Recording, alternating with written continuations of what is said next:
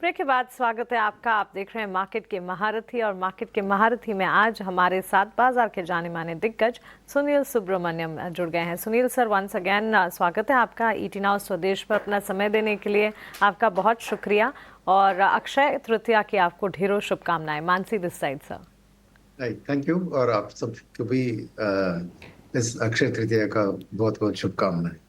बिल्कुल सुनील सर, शुरुआत तो इसी से करना चाहूंगी क्योंकि अक्षय तृतीया का मौका है, और आज हमें सभी मार्केट व्यूअर्स जो सुन रहे हैं वो इस पर आपका टेक ज़रूर जानना चाहेंगे। देखिए, असेट क्लास के लिहाज से गोल्ड सिल्वर में मौके ढेर सारे हैं। ईटीएफ की अगर बात करें, कई सारे ऑल्टरनेटिव्स के ज़रिए आप गोल्ड में निवेश कर सकते हैं, लेकिन इवेंचुअली मन तो यही करता है कि ज्वेलरी खरीदी जाए।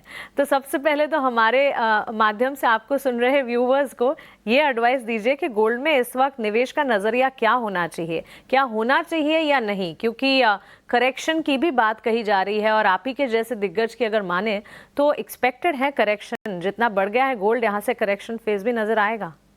नहीं, मेरा मानना है कि करेक्शन आ सकता है, मगर फिर भी एक रुझान गोल्ड का पॉजिटिव ही है, और इसके पीछे कारण है कि अनसर्टेनिटी का माहौल में गोल्ड की दाम ऑलवेज बढ़ती है, नंबर वन। नंबर टू है कि दुनिया में क्या हो रहा है कि ये रिटेलर्स को छोड़िए, जैसे ज्वेलरी हम खरीदते हैं, India largest buyer of retail gold है, मगर दो बड़े चीज सामने हैं। वो एक है कि चीन, जापान और यूरोप जैसे देश अपने डॉलर के निवेश को गोल्ड में धीरे धीरे बदलती आ रही है, वो तेजी पकड़ रही है, और क्योंकि वो यूएस के ऊपर अपना डिपेंडेंस कम करना चाह रहे हैं, तो वो एक बात है कि गोल्ड का डिमांड सॉवरेन वेल्थ फंड से जारी रहेगी। सेकंड, अमेरिका भी देखिए अपना इंग्लैंड से जो गोल्ड है वो वापस लेके आ रही है, वो भी एक करेंसी का एक सपोर्ट बना रही है। मानते हैं कि अभी वो गोल्ड रिजर्व नहीं रहा करेंसी का, मगर फिर भी अमेरिका भी अपनी गोल्ड को शायद रिवैल्यू कर सकते हैं, ये एक सोच आ रही है, मार्केट में कुछ खबर आ रही है, तो उस हिसाब से वो भी अपना गोल्ड का रिजर्व बढ़ा रहे हैं। तो मेरे ख्याल में गोल्ड में करेक्शन और वॉलिटिलिटी जरूर रहेगी, क्योंकि कोई अर्निंग्स वार्निंग्स नहीं है इसमें एक प्रेडिक्शन करने के लिए, मगर जरूर माहौल जो है वो अभी भी मेरे लिए पॉजिटिव है गोल्ड के लिए। शायद उतनी तेजी से बढ़ेगी नहीं जितना पिछले 5-10 साल में हुआ है, वो हो सकता है, मगर फिर भी गोल्ड एक इंपॉर्टेंट पार्ट आपके एसेट एलोकेशन में होना चाहिए। सेकंड, आपने भी ईटीएफ का जिक्र किया। मैं मानता हूं कि बेस्ट आपको एक गोल्ड खरीदने का रास्ता है मल्टी एसेट फंड, जो कि कई म्यूचुअल फंड ऑफर करते हैं। उसमें क्या है कि अप टू 20% वो गोल्ड को अलोकेशन रखते हैं। डिफरेंट म्यूचुअल फंड्स का डिफरेंट आउटलुक है, मगर अगर आप चुनेंगे किसी फंड जहां पे एटलीस्ट 15 to 20% गोल्ड रख रहे हैं, तो उसके अलावा उनका जो इक्विटी में जो निवेश होता है, तो मेरे लिए इक्विटी में भी अभी एक अच्छी बाय ऑन डिप्स की स्ट्रैटेजी चल रही है। तो मल्टी एसेट फंड के जरिए अगर आप गोल्ड भी खरीदें और इक्विटी भी खरीदें, तो वो एक बेहतर, इस अक्षय तृतीया के दिन पे बहुत बेहतर ऑप्शन होगा, और आने वाले कुछ महीनों के लिए ये स्ट्रैटेजी जारी रहेगी। मेरे मन में एक बहुत बढ़िया स्ट्रैटेजी। ठीक है सुनील सर, सारे सर्कमस्टांसेस को देखते हुए अभी आईटी पे आपका टेक क्या है? एक तरफ यूएस के अंदर थोड़ा सेटलमेंट हमारा हो रहा है, दूसरी तरफ नंबर्स वगैरह भी इतने ख़राब नहीं दिख रहे। तीसरा, वैल्यूएशन हंटिंग यहाँ पे हो सकती है क्योंकि बहुत ज़्यादा चला हुआ नहीं है। तो आपका टेक क्या है सर आईटी पे? मेरा आईआईटी पे है कि बाय ऑन ड्रिप्स का स्ट्रेटेजी होगा। जैसे आपने कहा, कुछ ज्यादा मूवमेंट्स नहीं हुए और अर्निंग्स भी रीजनेबल के लेवल पे है, और यहाँ से ज्यादा डाउनसाइड मुझे नहीं दिखती है। मगर ये पहलगाम वाले जो कांड है उसके कारण मार्केट में वॉलिटिलिटी में करेक्शन जो आ सकती है, वो आईटी को भी इम्पैक्ट करेगी। तो मेरे ख्याल में आईटी को बाय ऑन डिप्स करना अच्छा स्ट्रेटेजी होगा, क्योंकि जो बैड न्यूज था कि ट्रम्प के टैरिफ के कारण यूएस की इकोनॉमी थोड़ी डाउनटर्न में जाएगी, और इसलिए यूएस कॉर्पोरेट्स भी अपना अर्निंग्स को डाउनग्रेड करेंगे और आईटी पे ज्यादा खर्चा शायद नहीं करेंगे। ये बात थी जो आईटी में करेक्शन इंड्यूस किया था। अब जो 90 डे पॉज के बाद ट्रम्प का भी एक प्रैग्मेटिक व्यू मैं कहूंगा सामने आ रहा है, जैसे ऑटो सेक्टर को उन्हें राहत दिया है, और बातचीत ये बन रही है कि अभी वो डील मेकिंग स्टेज पे आ रहे हैं, क्योंकि अपना इनिशियल ठेके तो उन्होंने लगा दिया, बड़ी बड़ी टैरिफ लगा के, अभी डील मेकिंग पे आ रहे हैं। तो जरूर यहाँ से एक बेटर चीज ही हो सकती है अमेरिकन कॉर्पोरेट्स के लिए भी। तो उस हालत में डेफिनेटली जो उनकी आईटी बाइंग की एक बहुत नेगेटिव व्यू थी वो उतनी नेगेटिव नहीं रहेगी। तो मेरा ख्याल है कि जो आईटी कंपनियों ने गाइडेंस दिया उन्होंने दिया क्योंकि वो नेगेटिव माहौल था। तो एक्चुअल रियलिटी में turn out to be better than their expectation also guidance. वो एक बात मुझे याद रखनी है। सेकंड, आप देखेंगे तो मेरे को एफआई की जो वापसी आ रही है ना, उसमें आईटी में बाइंग आएगी। क्योंकि क्या है कि आईटी के सेक्टर के एक एडवांटेज क्या है कि जो वो सेल करते हैं अमेरिकन कंपनीज को, बड़े दिग्गज को, वहां फॉरेन इंस्टीट्यूशनल इन्वेस्टर्स का जानकारी बहुत अच्छा है। तो उनको एक काउंटर चेक इजीली कर सकते हैं कि क्या आप इतनी इन्फोसिस से खरीद रहे हैं, विप्रो से खरीद रहे हैं, तो एक रियलिटी चेक उधर आ जाता है। तो आईटी में कंफर्ट ऑलवेज एफआईएस का ज्यादा होता है। तो जैसे ही कोई भी रिलैक्सेशन रिलीफ आती है, मेरे ख्याल में वो आईटी में बाइंग करेंगे। तो इसीलिए मेरे ख्याल में आईटी का आउटलुक अभी मैं बदलते हुए थोड़ी एक बाय ऑन डिप्स का स्ट्रेटजी रखूंगा। और लार्ज कैप में ये सब बात हो रही थी, तो मिड एंड स्मॉल कैप में भी मुझे एक पॉजिटिव आउटलुक इसके कारण आ रही है mid and small cap IT में, कि एआई का जो रेवोल्यूशन जा रहा है वो जरूर तेजी पकड़ेगा। और वहां पे डाउनस्ट्रीम बिजनेसेस को एआई कंसल्टिंग की जरूरत होगी। और हमारी जो mid and small cap IT कंपनियां हैं शायद वो उधर आगे होंगे in terms of innovation and offering AI related consulting services. तो उधर भी मेरे को एक पॉजिटिव आउटलुक सामने दिख रही है। तो मैं सोचूंगा कि ये माहौल में जो भी करेक्शन आती है due to the Pahalgam matter, आपको आईटी स्टॉक्स एक डिफेंसिव मगर बाय ऑन डिप्स से कुछ अच्छी वेल्थ क्रिएशन भी बन सकती।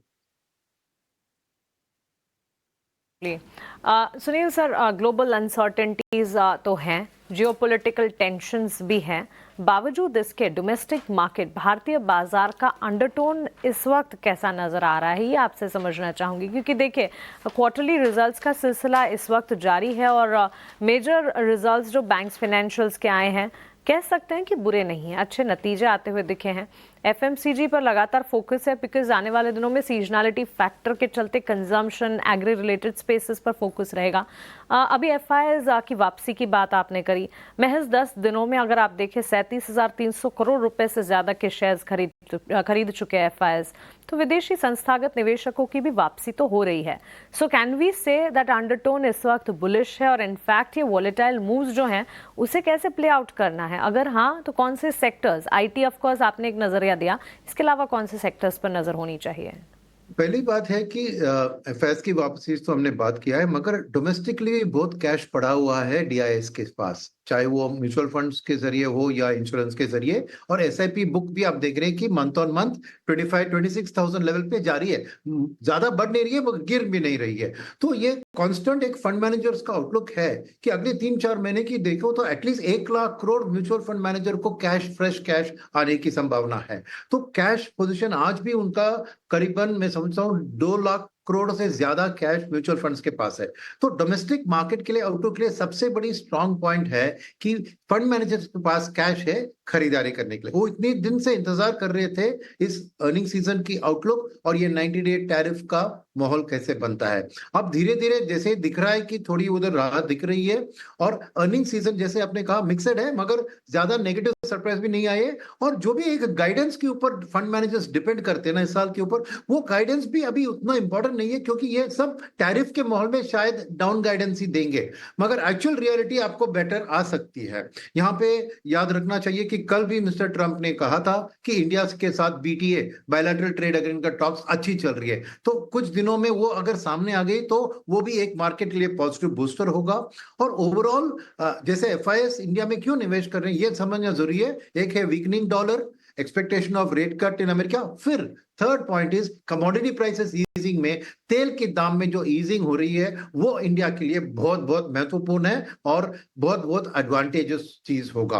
और इसके ऊपर जैसे मॉनसून का रुझान भी पॉजिटिव आ गया है। तो ये सब मानते हुए मेरा मानना है कि एक ग्लोबल अनसर्टिनिटी के कारण और डोमेस्टिक इन्फ्लेशन ईजिंग के कारण आरबीआई भी एक रेट कट के चक्कर में आगे बढ़ सकती है। तो ये सब चीज को मैं हाथ में लेकर मैं देखूंगा तो नेचुरली मुझे बीएफएसआई सेक्टर अच्छा दिख रहा है, क्योंकि एफआईएस की वापसी आपको 30-35% इंडेक्स में बैंकिंग स्टॉक्स ही है, तो वो एक पॉजिटिव है। सेकंड, रेट कट का माहौल भी बीएफएसआई के लिए पॉजिटिव होगा।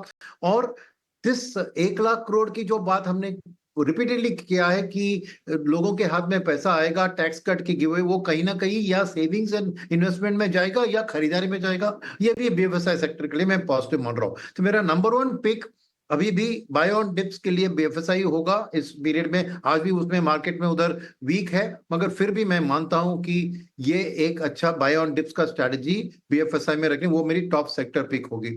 सेकंड होगी रियल एस्टेट और ऑटो जैसे जो है थोड़ी सेंसिटिव टू इंटरेस्ट रेट्स।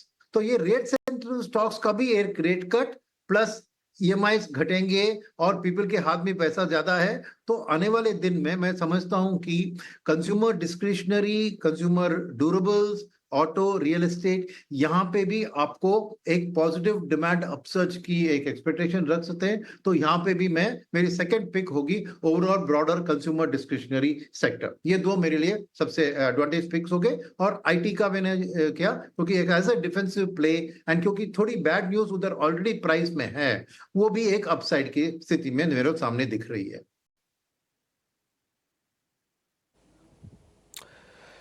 ठीक है सर, पॉइंट टेकन है सर। आज आपसे हमने ज़्यादा ही समय कुछ ले लिया और आपसे काफ़ी कुछ समझा भी, जाना भी। बहुत बहुत शुक्रिया, थैंक यू वेरी मच इसके लिए। कल छुट्टी है, थोड़ा आप रेस्ट भी कीजिएगा, आराम भी कीजिएगा। और अभी तो फिलहाल मार्केट पूरी तरह से रेंज में है। बहुत बहुत शुक्रिया sir, thank you very much समय देने के लिए।